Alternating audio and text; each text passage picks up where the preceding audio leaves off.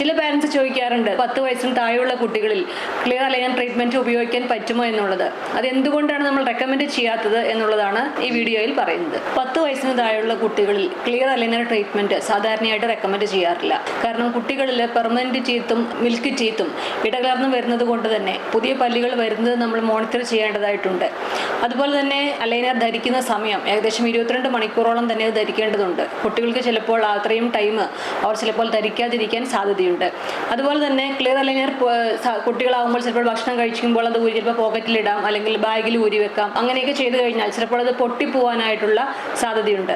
മാത്രമല്ല clear അലൈനറിൽ ടൂത്തിന്റെ movement ഭയങ്കര slow ആണ്. അപ്പോൾ അതിൻ്റെ ഒരു ടൈം നമ്മൾ കണക്കാക്കിയില്ലെങ്കിൽ ക്ലിയർ അലൈനർ ഉപയോഗിച്ചത് കൊണ്ട് കുട്ടികൾ ചിലപ്പോൾ പ്രയോജനം കണ്ടെന്ന് വരില്ല. മാത്രമല്ല കുട്ടികൾ നമുക്ക് പല്ലിന്റെ വളർച്ചയോടൊപ്പം തന്നെ താടിയരികളുടെയും ഒക്കെ വളർച്ച മോണിറ്റർ ചെയ്യേണ്ടതുള്ളത് കൊണ്ട് ഒരു ഡോക്ടറുടെ അടുത്ത് തന്നെ പോയിട്ട് ട്രീറ്റ്മെന്റ് ചെയ്യുന്നതായിരിക്കും ഏറ്റവും നല്ലത്.